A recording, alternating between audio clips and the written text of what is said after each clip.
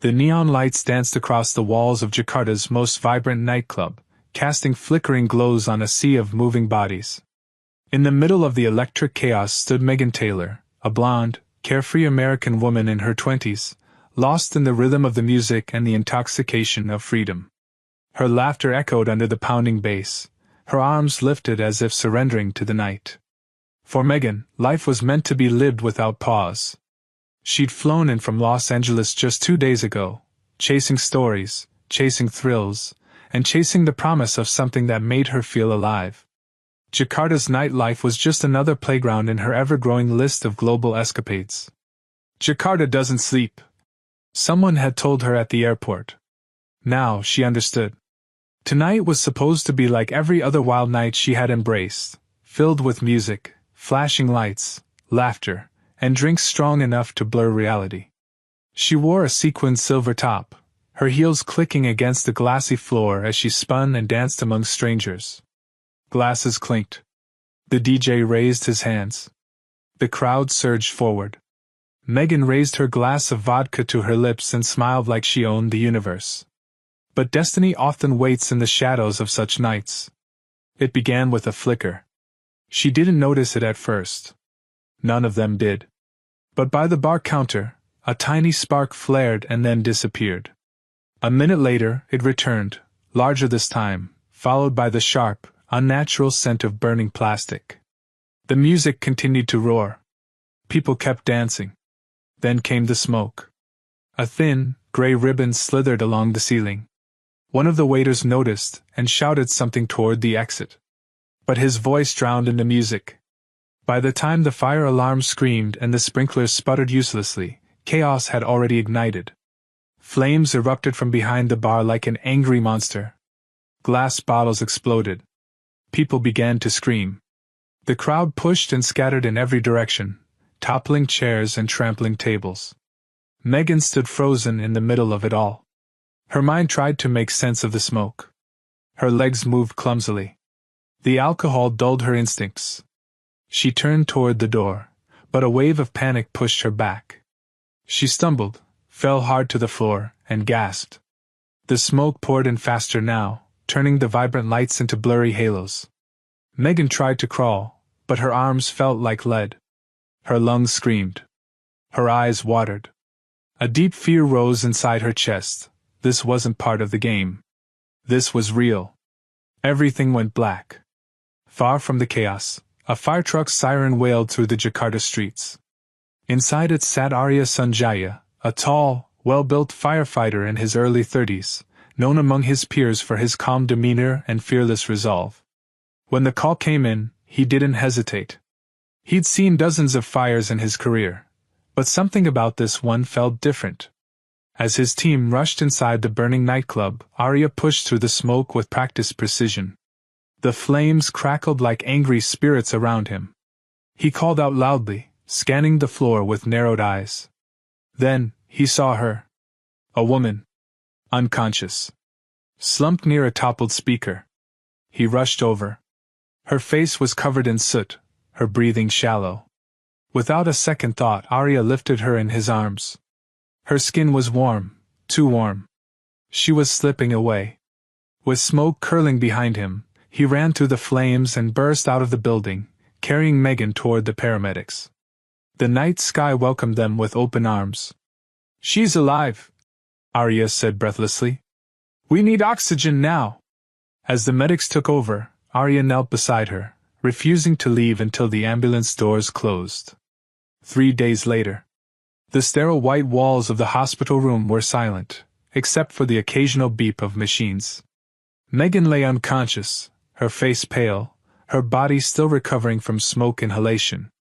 Doctors weren't sure when, or if, she'd wake up. Then came morning. The sky outside turned soft and gold. Birds began to stir. And from a nearby mosque, carried gently through the open hospital window, came a call that had echoed for centuries.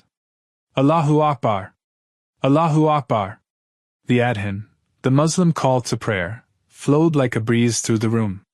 And at that moment, Megan stirred. Her eyes slowly opened. She blinked against the light. Her breath steadied. Her chest rose gently. The sound wrapped around her like a warm embrace. For reasons she didn't understand, she felt peace. Not relief. Peace. It was as though the voice was not calling people outside, but calling to her soul. A nurse noticed the change and gasped. "She's awake! Call the doctor! And get the firefighter, the one who saved her!" Arya arrived just as the sun crept higher into the sky. He had barely slept since that night, checking daily to see if the foreign woman with the bright eyes had survived. Now, seeing her conscious, he smiled. Megan's lips moved. Her voice cracked. "Thank you?" Arya leaned closer. "You're safe now." She looked at him with dazed curiosity. "That sound, the one I heard when I woke up." He understood instantly. "The adhan," he said gently. "It's the call to prayer. The voice of peace." Megan closed her eyes again, this time not to sleep, but to listen. It had begun. The days that followed were a blur of healing and questions. Megan lay in her hospital bed, watching the sunlight filter through the window blinds, her mind returning again and again to that hauntingly beautiful sound, the adhan. It was strange, she thought, how a sound so unfamiliar could feel so personal. She didn't understand the words, but something in the tone, the echo, the stillness it brought, it lingered inside her. Each time the adhan echoed from a nearby mosque, Megan closed her eyes. And each time, something in her heart shifted. She wasn't a stranger to music. Her entire adult life had revolved around it, clubs, parties, the thump of bass vibrating through her chest. But this was not music. It was a call. But to what, she didn't yet know. Arya visited her every day. At first, they spoke only briefly. He'd ask how she was, whether she needed anything, how the doctors were treating her. But soon, their conversations deepened. Megan, still wrapped in bandages and weakness, began to ask questions. "Tell me about that prayer call," she asked one evening as Arya sat beside her bed with a small cup of tea. "Why did it feel like peace?" Arya leaned back in his chair. His gaze softened. "That call is an invitation. For Muslims, it's a reminder, 5 times a day, to pause the world and reconnect with Allah. It's not just a ritual. It's a moment of truth." Megan nodded slowly. "It felt like something I've been missing. Like someone was calling me home, but I didn't know I'd been away." Arya smiled. "That's exactly what it does. It calls the heart back." Megan fell silent, her thoughts loud inside her. After a week, the doctors discharged her, but advised rest and continued checkups. Arya offered to help her settle into a small guest house near the hospital. She was alone in a foreign country, after all, and he wasn't the type to abandon someone he'd saved from a fire. "Are you sure?" Megan asked, clutching her discharge papers. "You've already done enough." Arya shook his head. "Sometimes Allah sends people into our lives for a reason. Maybe mine is to make sure you don't walk this part alone." It was the first time someone had spoken of God and reason in the same breath without it feeling forced. Megan didn't argue. The days turned into weeks. Arya came by often, sometimes with groceries, sometimes with tea, and other times with nothing but time and conversation. Megan began to walk again. Her lungs still struggled some days, but her spirit felt lighter. One afternoon, while they sat on the porch under the shade of a papaya tree, Megan said, "Back home, I lived for the night. Clubs, dancing, drinks. I thought it was freedom. But it was just noise. Since that fire, since hearing that prayer, it's like I've woken up." Arya nodded but didn't interrupt. "I don't know what I'm feeling," she admitted. "But I want to learn." His eyes lit up. "Then let's start with the basics." That night Arya brought her a book in English, Introduction to Islam. He didn't pressure her. Didn't preach. He simply offered her the space to ask, to read, to discover. And Megan did. Every night she opened the book. Every morning she listened to the adhan. And slowly, the pieces began to connect. She learned about Tawhid, the oneness of God. About the prophets, the Qur'an, and the purpose of life. It was not a set of rules but a way to return the soul to its creator. It didn't promise perfection. It offered guidance. One evening, as she flipped through pages by candlelight, Megan whispered to herself, "I never even knew I was lost, until now I feel like I'm being found." But with light often comes shadow. When Megan called her parents in California to update them on her recovery, the call didn't go as she hoped. Her mother cried. Her father's voice turned cold. "You nearly died, and now you're, what? Studying Islam?" He scoffed. "I'm just learning, Dad. I'm not doing anything crazy." "Crazy? Megan, we raised you with values. You know what people say about Islam. Are you really going to throw away everything for some religion that's not even yours?" "I'm not throwing anything away. I'm trying to understand something that gave me peace when I thought I was dying." Silence. Then a click. He had hung up. Megan stared at the phone in disbelief. The warmth of her new understanding clashed hard against the chill of rejection. She didn't cry. Not that night. But the next morning, Arya found her sitting outside with puffy eyes and trembling hands. "They don't understand," she said simply. "They will," Arya said. "Maybe not today. Maybe not even soon. But truth doesn't need approval to remain truth."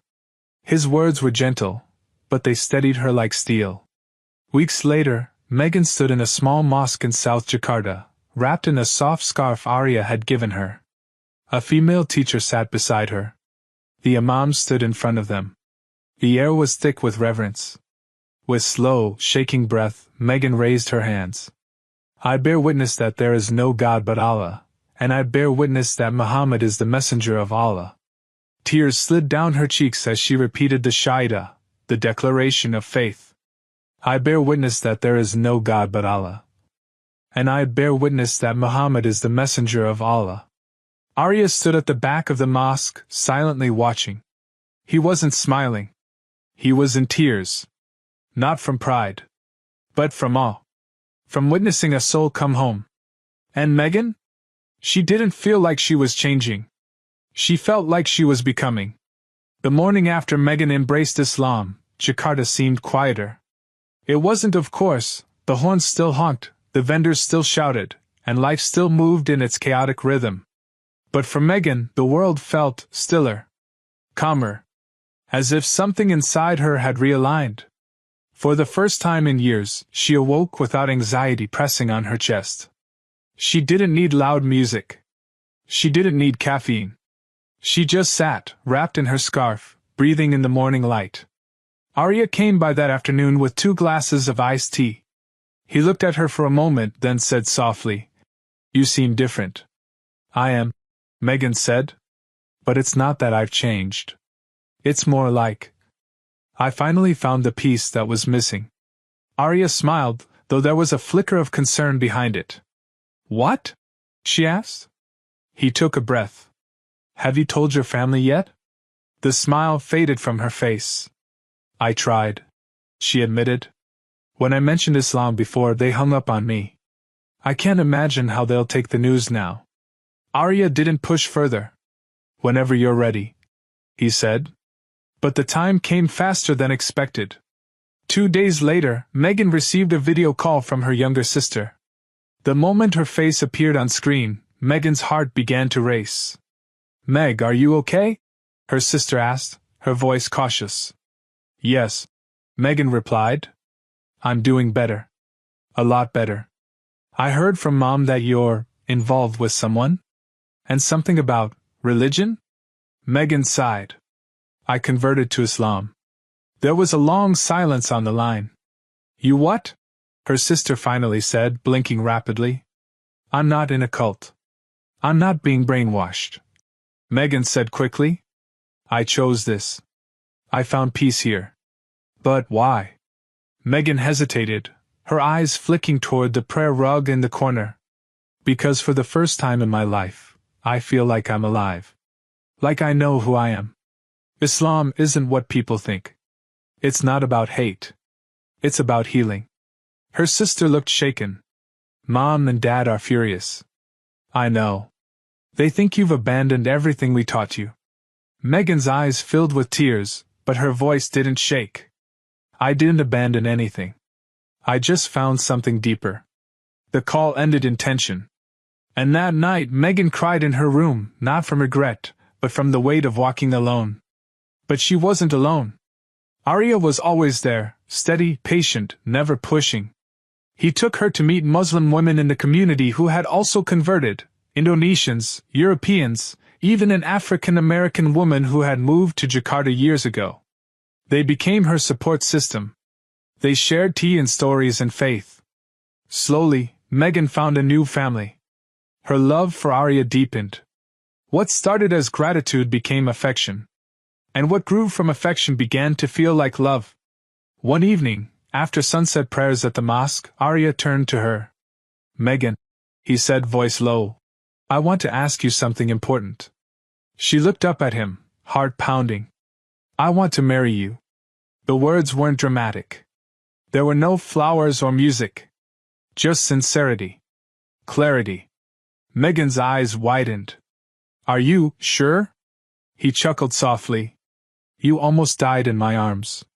Since then, I've watched you walk through fire again, not the kind with flames, but the kind that burns from the inside. And you never gave up." Megan smiled, tears returning once again. "I'd be honored," she whispered. Planning a wedding in Jakarta as a new Muslim with distant family wasn't easy. Megan didn't expect her parents to come. In fact, she didn't even invite them formally, just sent a message out of respect. There was no reply. Still, she moved forward with strength in her heart. The ceremony was small, simple, and beautiful. Held at the mosque, it was attended by community members, Arya's relatives, and a few of Megan's new friends from her study circle. Megan wore a modest white dress with a light veil. Arya wore a traditional batik shirt, his eyes never leaving hers. The Imam recited the prayers. Megan listened closely, repeating every Arabic word slowly and surely. When Arya placed the ring on her finger, she felt something click, not just a bond between them, but a covenant between her, Arya, and Allah. Their hands clasped. Their hearts settled. And as they stepped outside the mosque into the golden evening light, a group of children nearby released white doves into the sky. The crowd clapped. The doves soared upward, cutting across the clouds like hope. But marriage didn't erase struggle. If anything, it tested Megan even more. Arya's life was rooted in community, simplicity, and faith. Megan's past still haunted her, nights of clubbing, old photos, social media comments from friends who no longer spoke to her. "Remember that girl from college?" one friend wrote under an old post. "Now she's wearing a hijab and preaching about God. What a joke." Another DM read, "You used to be fun. What happened to you?" She deleted the messages. But they cut deep. "I'm losing everyone," she told Arya one night as they sat on their living room rug, sipping ginger tea. "No," Arya said, touching her hand gently. "You're gaining yourself." Megan looked down, her voice cracking. "What if I'm not strong enough for this?" "You are," he said, "because you're not walking alone." His words weren't just comforting. They were truth. In every step, in every test, Arya was there, not to carry her, but to walk beside her. They began praying together, studying together, volunteering in the local shelter together. Every time Megan struggled, Arya didn't fix it. He stood with her until she could rise on her own. And through that, their love became something deeper than romance. It became companionship on the path to Allah. Life with Arya was not extravagant, but it was meaningful. Their home was small but full of warmth. The walls weren't decorated with luxury, but with handwritten du'as, Quranic verses and elegant calligraphy, and Polaroids of shared smiles. In the mornings, they prayed side by side, and in the evenings, they talked about dreams, not just for themselves, but for the world around them. Yet even a peaceful home couldn't shield Megan from every storm. One quiet evening, just as the Maghrib Adhan faded into the Jakarta sky, Megan's phone vibrated. The screen displayed a name she hadn't seen in weeks. "Dad?" Her heart skipped. She hesitated, then answered. The voice on the other end was tight, serious. "Megan," her father said, It's your mother. She's sick. Stage 4 cancer. The doctors don't think she has much time. The silence between them stretched painfully. I thought you should know, he added. In case you want to come home. Megan's breath caught in her throat. It had been months since she'd heard his voice. She could feel his hesitation, as if he still hadn't fully accepted the woman she had become. But in that moment, all of that vanished. There was no pride, no politics. Just the aching voice of a father, reaching out in pain. I'm coming, she whispered. Later that night, Megan sat on the balcony of their home, legs pulled to her chest, tears streaming down her cheeks. Arya found her there, silent under the moonlight. She's dying, Megan said, not looking up. And I wasn't there. All this time, I've been building a new life, and she was slipping away. Arya sat beside her. You didn't abandon her, Megan. You followed your truth. And now Allah is giving you one more chance to see her. Take it. She turned to him. Will you come with me? He didn't hesitate. Of course. 2 weeks later, Megan and Arya arrived in California. Her childhood home felt smaller than she remembered. The porch creaked. The yard was still full of the same white daisies her mother used to plant every spring. But it no longer felt like home. Inside, her mother lay on a hospital bed set up in the living room, frail and pale, her breath slow.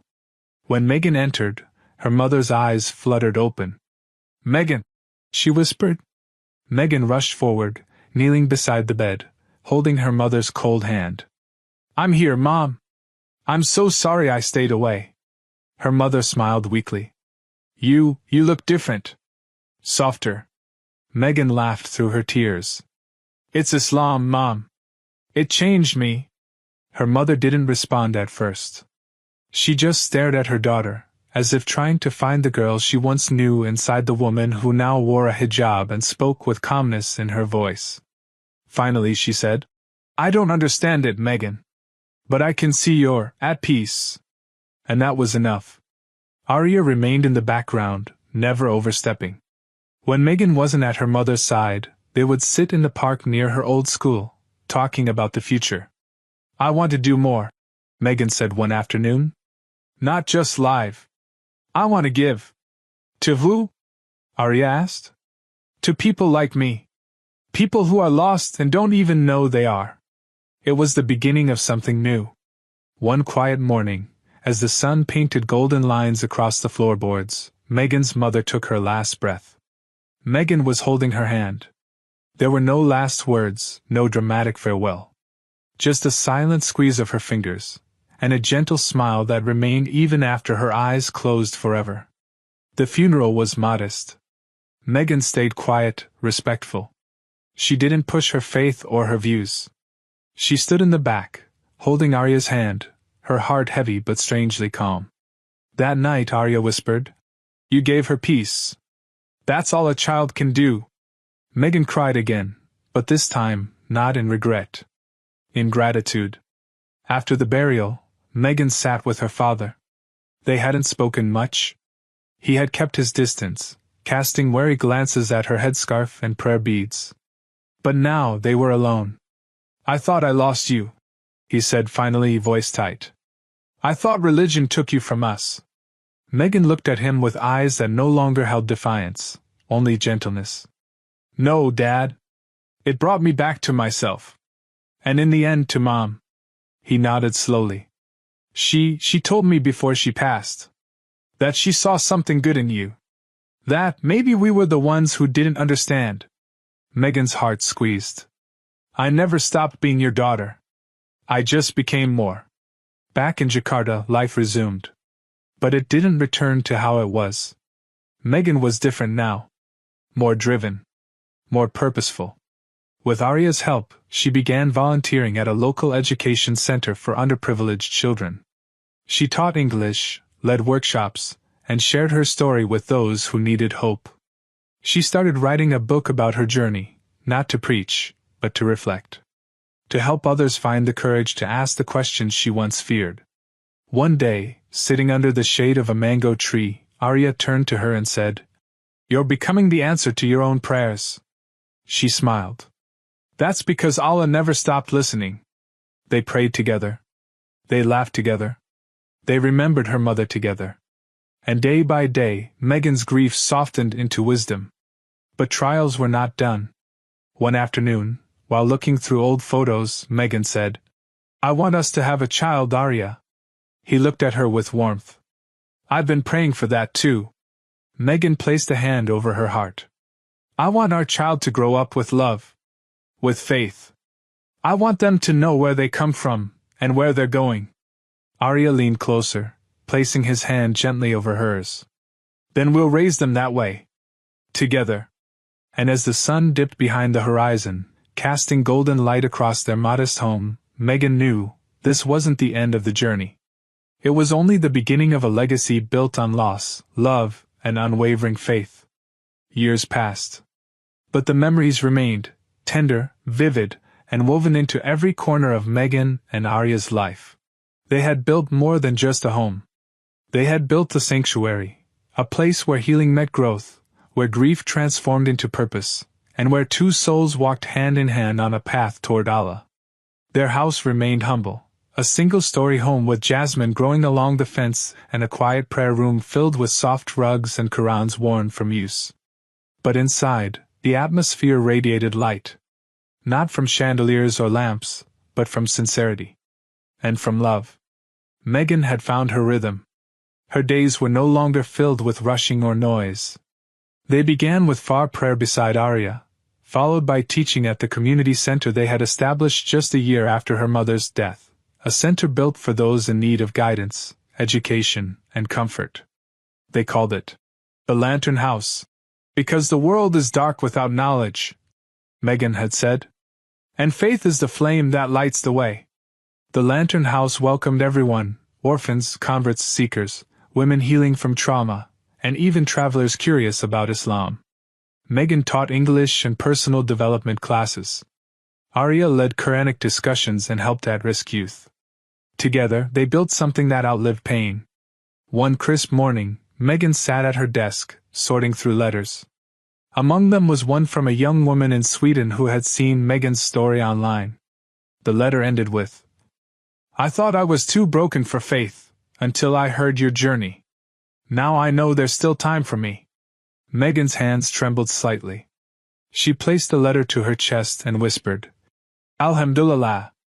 Just then, Arya stepped in, holding a cup of warm cinnamon tea. "You look like someone who just received a miracle," he teased. She smiled, eyes wet. "We might never meet her. But today, someone somewhere took a step closer to Allah. That's all I've ever wanted." Arya leaned down and kissed her forehead.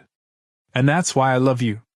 Not long after, another prayer was answered. Megan became pregnant. She had once feared her body wouldn't cooperate after her recovery from the fire. But Allah had different plans. 9 months later, under the soft glow of dawn, their daughter was born, a healthy baby girl with Arya's eyes and Megan's quiet strength. They named her Amira, meaning princess leader. The day Megan held Amira in her arms for the first time, tears of awe rolled silently down her cheeks. "She's our second chance," Megan whispered. "A soul born not from a perfect story, but from a journey of faith." Arya sat beside them, gazing at both of them with reverence. "She'll grow up knowing who she is, and whom she belongs to." Parenthood brought new lessons. Sleepless nights, unexpected worries, and fears of not doing enough. But also new forms of joy, watching Amira crawl for the first time during evening prayer, hearing her say, "Bismillah," before taking her first bite, and feeling her tiny hands try to copy Megan's sujud on a little prayer mat beside her. Their home became filled with lullabies and laughter. But also, with intention. Everything now had greater meaning. Every choice became a seed for the future. "I don't want her to just memorize religion," Megan once said, holding her daughter on her lap. "I want her to love it." Arya nodded. "And she will. Because she'll see it in us." As the years passed, Megan's name began circulating in Muslim women's groups across the globe, not because she was famous, but because she was real. Her writings on healing, her honesty about conversion, and her peaceful approach to life after hardship began touching hearts across cultures. She never sought fame. She only wanted to connect. And that's exactly what she did. Even when she was invited to speak at international conferences, she always kept one rule: no stage without substance. One of her most powerful speeches was delivered in Istanbul, at a conference titled Faith and Womanhood in the 21st Century. She stood on stage in a soft red hijab, her voice calm, her posture poised. "I didn't come to Islam because someone debated me into it. I came to Islam because, when I was on the edge of life and death, I heard the adhan. And something in it healed the part of me I didn't know was broken. Don't underestimate the power of peace. It can move hearts more than any argument ever could." The room erupted into standing applause. Arya, watching from the front row with little Amira in his lap, had never looked prouder. But even peace-filled lives have moments of test. One afternoon, Megan received a phone call. Her father. They hadn't spoken much since her mother's funeral. But his voice now was different. "Tired," Megan whispered to Arya after the call. "He sounded tired." "Maybe he's finally softening," Arya said gently. They flew to California a week later. Her father had aged drastically. He was thinner, slower, quieter. But he welcomed them. And when Amira shyly offered him a flower, he bent down and hugged her. For the first time, Megan saw tears in his eyes. They stayed for 2 weeks. And before they left, her father whispered something to her on the porch. "I read your book," he said. "I didn't understand it all. But I'm proud of the woman you've become." Megan embraced him tightly. It wasn't a full reconciliation. But it was enough. Back in Jakarta, life returned to its peaceful pace. But now it carried deeper roots. One evening, as the sun began to set, Megan and Arya sat on their rooftop with Amira sleeping between them. The call to Maghrib prayer began. The same sound that once pulled Megan from the edge of death now echoed through every moment of her life. She looked at Arya. "We've come far," she said softly. Arya smiled. "And we've only just begun." She leaned her head on his shoulder. "If the fire never happened, I would have never heard the adhan. I wouldn't be here. With you. With Amira. With faith." Arya placed his hand over hers. "That's the mercy in hardship. We lose something, to find something eternal." And with the call to prayer still rising in the distance, Megan closed her eyes. The journey had been painful. But it led her home. To Allah. To family. To peace. And in that she knew she had found everything she was ever searching for.